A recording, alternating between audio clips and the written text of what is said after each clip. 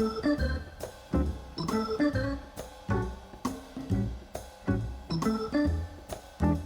Betty. You don't know me. I'm calling you because we had a crime. Oh, A crime of vandalism. vandalism? Yes. Is it from that mine trap escape room that we're doing a scavenger hunt? How did you know you're such a good detective? Because the phone isn't real. Ooh.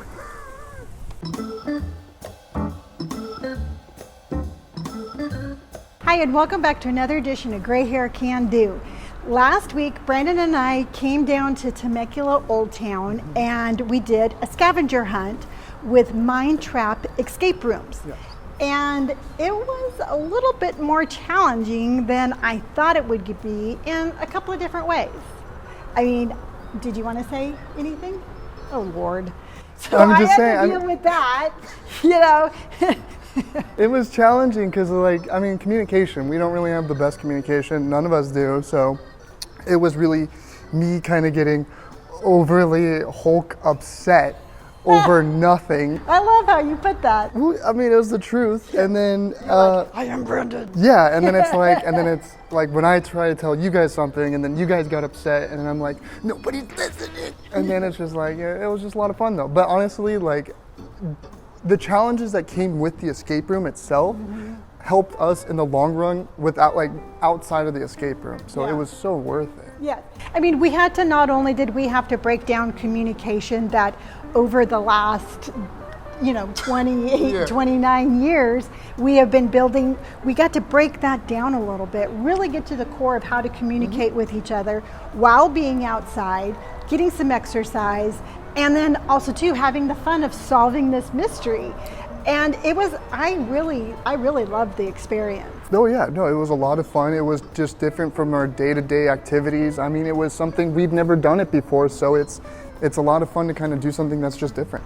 And I think personally, being a mom, I think just taking ourselves out of our normal everyday environment, putting us into something new where we were forced to work with each other and forced to communicate with each other, it really helped us break down a couple of barriers with our communication. Yes, it did. I'm a little bit more patient, so there's Yeah, that. like how patient he is. I'm patient.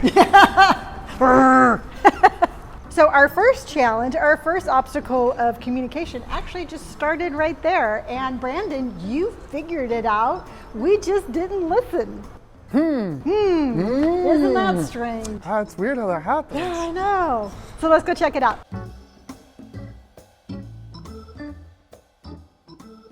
So this is where the first clue led us. Now, we had never done like an escape room or a scavenger hunt like this before. So we really had no idea of how to use the props that they gave us. Yes.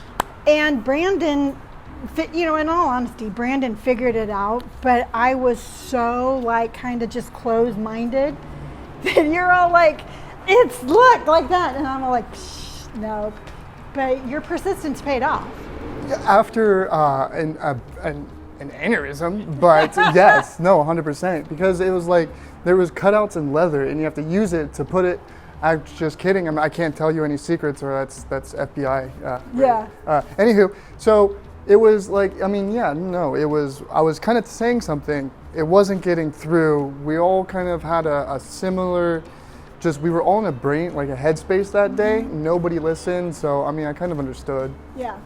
Yeah, and again, what I keep on going back to, it's like, at this point, at this exact spot, we had a choice. And that choice was, we could have given up, and we could have just gone right back into our old communication habits, or we could be like, you know what, we're going to push through this. And I am extremely proud of my family for being like, no, we started this, we're going to finish it. We got through the first clue, and then after that, everything just started just kind of like falling into place for quite a while. Yeah. And then I was kind of like a storm cloud the entire time, but Yeah, but that's just you. No, it was a lot. I had a lot of fun. Yeah.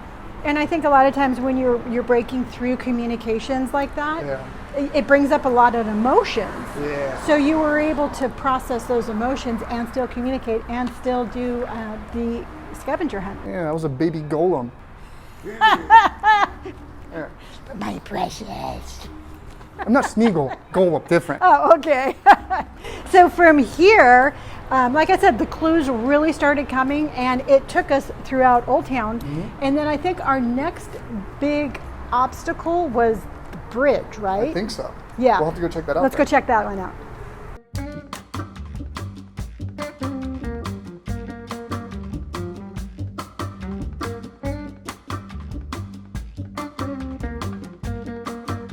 So the significance with the bridge is that with the clue that we were trying to find, it was tucked behind something. And we It was had like up in the little crevices. and we had to use a black light to figure it out. But with that one clue, after that, I think everything started rolling more than it did before the first one. Yes. So I feel like after that one, then everything really started just to kind of swing. Everybody kind of got into the same kind of vibe in a sense, and I feel like we all paid attention a little bit Yeah. more. And the thing is like you had the black light and you were up there looking, and I'm like, Brandon, why are you using that one? Here, use this flashlight that came with the kit, and not realizing that it was actually a black light. But like I said, by us working your strengths and me working mine, I was like, the flashlight's a flashlight, and you're all like, no, this is a black light. Yeah. So again, working together, we were able to overcome that particular clue and that particular obstacle. And then another thing that really stands out about this area right here is this is where we were in the scavenger hunt when we got the notification that our 90 minutes was up. And at that point, I mean, it was hot. We'd been walking for 90 minutes. None of us had eaten. And at that point, we could have been like, well, we tried. You know what? We came as long as we did. You know, they'll tell us who the murderer was or vandal was, and we can call it a day. But we chose not to do that. We chose to push past that. We were still hungry, we were still hot, and we still had to walk, but we chose to finish what we started. And I think even if we didn't acknowledge it at that time, it was a really important learning lesson for all of us. Yes, it was. Yes, I was really proud because I was like, I want to keep going. And I thought for sure you all were going to be like, no, but nope, you surprised me. And we went forward and we solved the vandal case. Yes, we did. All right, so final thought for me is whether it's a scavenger hunt, an escape room, whether you go to a trampoline park, just do something fun. Get yourself out of your normal everyday routine, try something new, and just watch the fun happen. Yeah, no, and again, thank you guys so much for the escape room and having us do that and doing the scavenger hunt with you. And honestly, I would do this again 100%. Yeah. It's been such a good time. Yeah, and I think if we do another scavenger hunt or escape room, I think we are going to do it in a better manner because we already know how to look for clues. 100%. Yeah. And with that, you guys, we'll see you next time, and hopefully you go to your local escape room. Yeah, and do a scavenger hunt. Yeah. Bye.